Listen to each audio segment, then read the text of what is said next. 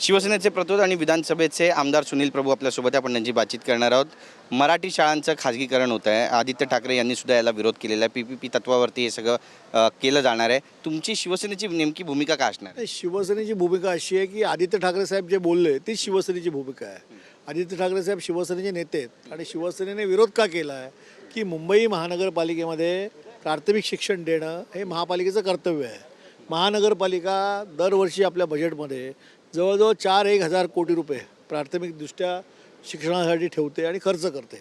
आज मुंबई महानगरपालिकेची जबाबदारी असेल, एवढे शिक्षक आपल्याकडे भरती असतील, वेगवेगळ्या माध्यमातल्या शाळा चालू असतील, तर येणाऱ्या काळामध्ये PPP मॉडेल म्हणजे अकॉमोडेशन रिझर्वेशनमध्ये किंवा ॲम्युनिटी स्पेसमध्ये ज्या शाळाची बिल्डिंगची निर्मिती झाली, या सगळ्या शाळा ज्या आहेत या प्रायव्हेट डेव्हलपरच्या आणि संस्थांच्या घशात घालण्याचं काम ही महानगरपालिका करते.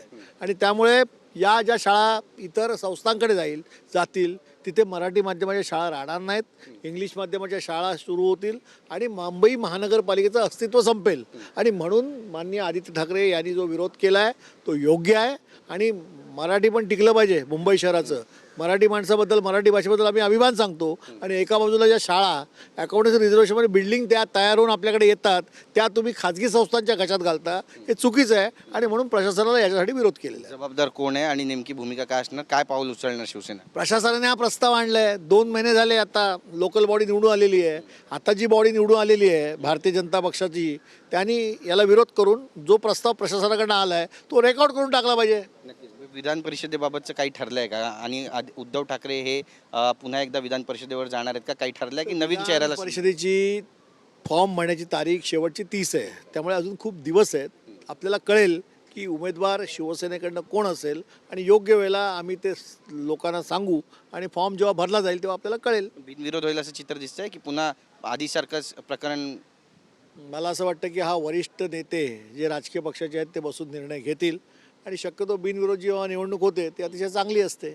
मराठी सक्तीचा जो निर्णय घेतलेला आहे प्रताप सरनाईक यांनी, पण त्यांच्याच पक्षामध्ये आपण पाहतोय महायुतीमध्ये नरेंद्र मेहता त्यांच्या विरोधामध्ये तक्रार करतायत. एकंदरीतच कसं पाहता याकडे? असं आहे की संजय राऊत साहेब जे म्हणाले ना सकाळी, हिंमत असेल तर प्रताप सरनाईक यांनी हा निर्णय जो आहे तो लागू करून दाखवावा. त्यांचा मराठी बाणा जो काय आहे त्यांनी जेव्हा निर्णय घेताना दाखवला तो कायम ठेवावा. धन्यवाद तुमची बातचीत केल्याबद्दल. कॅमेरा पर्सन चरण मार्गमचं गिरीश गायकवाड, TV9 मराठी, मुंबई.